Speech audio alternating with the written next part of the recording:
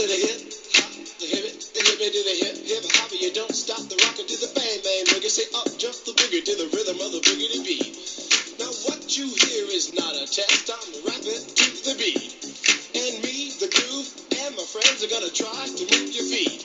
You see, I am Wonder Mike, and I like to say hello. Up to the black, to the white, the red, and the brown, the purple, and yellow. But first, I gotta bang bang the boogie to the boogie. Say up, jump the boogie to the bang bang boogie. Let's rock.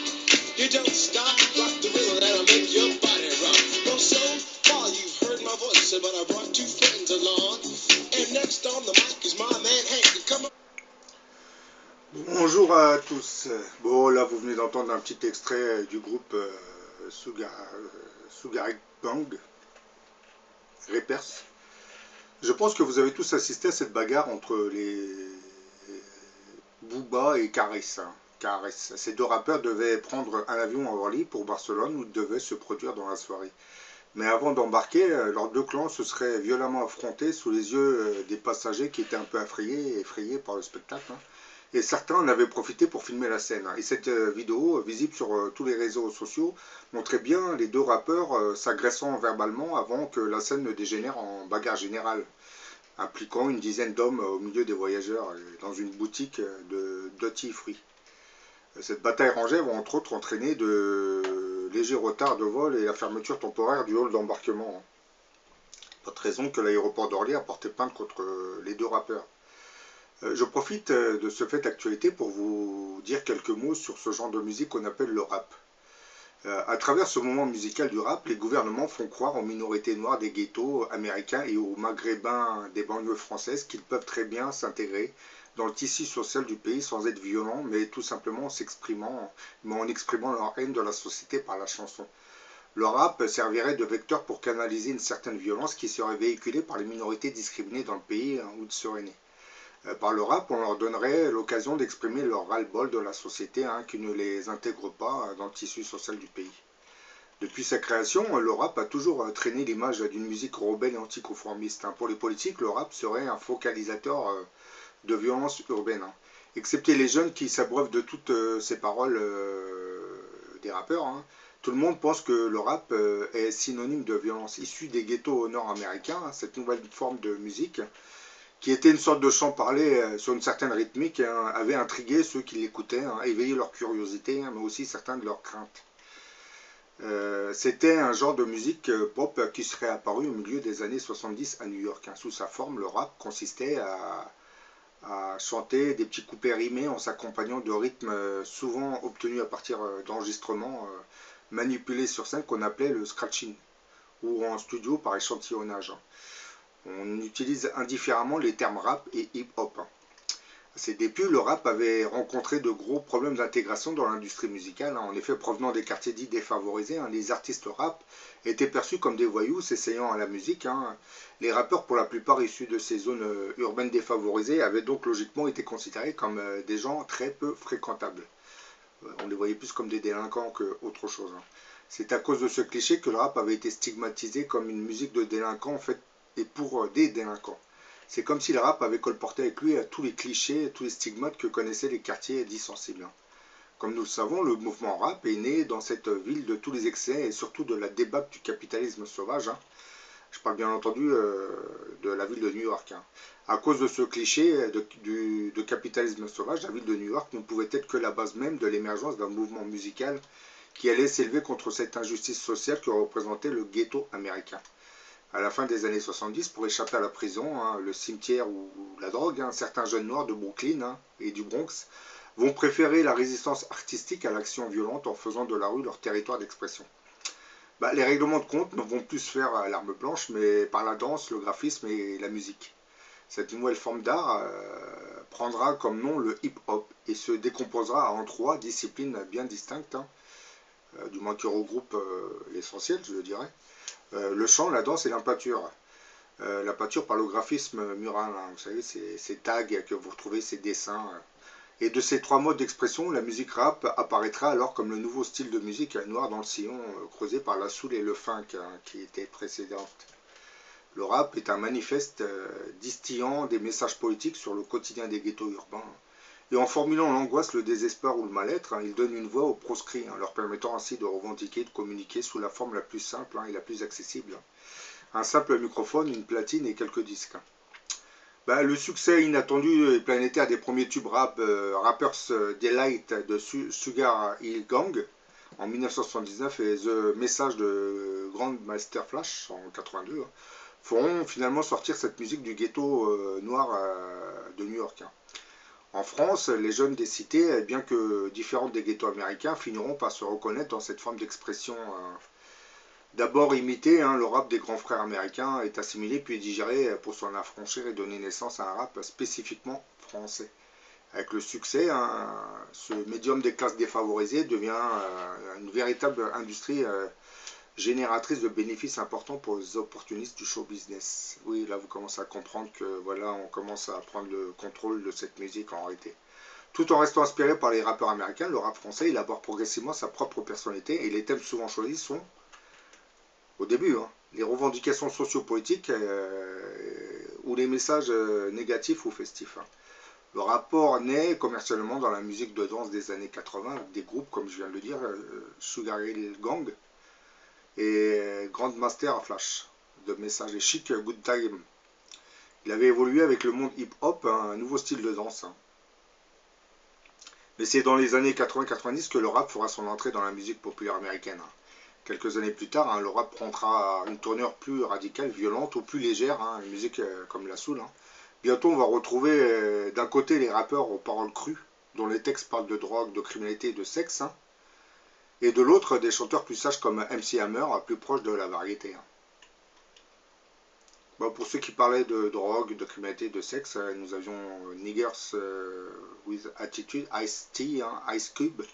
Oui. En France, le rap avait trouvé quelques interprètes originaux qui avaient su se démarquer des influences américaines, MC Solar, IAM, NTM. Mais cette partie s'efforcera de mettre en évidence les enjeux de la double stigmatisation des rappeurs, dénaturant leur message originellement politique pour le transformer en expression violente et dépourvue de sens, et enclavant le rap dans des thèmes récréatifs et festifs. C'est bien cette image de violence et de non-sens subie par les rappeurs qui aurait rendu possible leur intégration totale dans le système d'abord économique puis social. À ses débuts, le rap était pour ainsi dire politisé. La tendance récente et actuelle nous fait remarquer que les thèmes abordés par les rappeurs ont bien changé. Pour preuve, lors de la cérémonie des victoires de la musique en 2000, celle de la meilleure révélation fut attribuée au groupe 113, c'est-à-dire à un groupe dont le message politique était quasi inexistant. Et en l'espace de 10 ans, nous avons donc assisté à un retournement de la norme en matière de rap, autrefois très politiquement marqué. Le rap actuellement dominant ne comporte plus cette caractéristique qui l'animait à sa naissance. C'était un mouvement musical qui dénonçait l'injustice sociale et surtout les discriminations que subissaient les minorités. Et avec le temps, comme vous le voyez, il a bien changé. C'est pour cette raison qu'il est très bien accepté et intégré dans le show business maintenant. Parce qu'il ne dénonce plus vraiment l'injustice sociale qui règne parmi les minorités. Dorénavant, la majorité des leaders du mouvement rap a perdu toute tonalité politique pour se contenter de thèmes plus légers, plus attractifs pour le grand public. Et donc logiquement plus vendeur. Ça passe beaucoup mieux, on vend beaucoup mieux quand on ne dénonce pas l'injustice sociale du pays, surtout actuellement. On pourrait ainsi dire que le rap a été dénaturé de sa fonction première qui consistait à dénoncer l'injustice sociale et les discriminations que subissent les minorités. En labellisant le rap comme une musique avant tout violente et brutale, on finit par diluer le message rebelle et poétique que faisaient véhiculer certains de ces rappeurs. On dilue ce message dans un magma de textes glamour, j'allais dire presque. Ce phénomène de labellisation d'une musique violente a donc dénaturé le mouvement rap, le rendant inoffensif, déplaçant le message politique vers un message plus divertissant et récréatif. C'est précisément l'effacement du message politique qui a rendu possible l'intégration du mouvement rap dans la culture musicale. Oui, vous l'avez compris, c'est normal. Dès l'instant où vous ne dénoncez plus l'injustice et discrimination raciale et tout le tutti frutti, logiquement, vous serez accepté et intégré dans le moule musical de l'époque. Parce qu'on n'aime pas trop faire de la politique quand on crée quand on sort des disques. Il faut rester neutre. Un peu comme les joueurs de foot, les mercenaires qui gagnent des millions et millions d'euros, ils ne doivent pas faire beaucoup de politique. Il faut rester dans le moule sportif. Dès sa création, le rap avait orienté son discours vers un message social à la fin des années 80. Le groupe américain Public Enemy était à la fois le groupe le plus politisé, extrême gauche et pro-black de la scène rap américaine et le numéro 1 des ventes. En France, des groupes comme Assassin, NTM et IAM étaient les leaders du mouvement rap, que ce soit en termes de crédibilité ou en termes de vente. Ils tenaient tous un discours ouvertement engagé. La plupart d'entre eux plaçaient le côté social, voire même politique, au centre de leurs œuvres. Et au début des années 90, un rappeur se devait d'avoir un discours politiquement engagé, de prendre parti sur la question de la lutte des classes et surtout d'apporter un message contestataire, révolutionnaire, social. Les textes à l'eau de rose étaient minoritaires, voire inexistants. Un rappeur qui abordait des sujets tels que les conditions de vie des classes défavorisées ou le statut des jeunes immigrés de la seconde génération ou encore des violences policières dans les quartiers dits sensibles étaient eux carrément majoritaires. Le rap était explicitement engagé, et si un rappeur voulait être reconnu par ses pairs, il se devait de prendre position politiquement. Un discours engagé représentait la caractéristique première, voire le label du disque rap qui sortait. Ce côté revendicatif avait d'ailleurs été souvent caricaturé par certains humoristes. Bah oui. Or, cette norme, aujourd'hui, a bien changé. Il y a eu une évolution, les valeurs ont changé, les représentations produites par la nouvelle norme ont changé. Les dominants, détenteurs de la norme, sont devenus minoritaires et dominés. Quand je parle des dominants, je parle de ces rappeurs qui faisaient de leurs chansons une question anti-norme. Dans leurs chansons, ces gens dénonçaient l'injustice sociale et les discriminations raciales et provocations policières. Et ben, ces rappeurs sont devenus, dans le mouvement rap, minoritaires. Le rappeur ainsi que son discours est devenu moins engagé. L'aspect récréatif, festif, superficiel du mouvement a fini par prendre le dessus. Il ne s'agit plus de politiser le message, au contraire, il s'agit d'être le plus neutre possible, de ne plus prendre position. Il ne faut plus axer son message sur le caractère social, mais bel et bien sur des sujets qui rassemblent le plus grand nombre et qui en quelque sorte ne dérangent plus. Des textes pasteurisés, un message festif édulcoré, la volonté de ne plus prendre parti.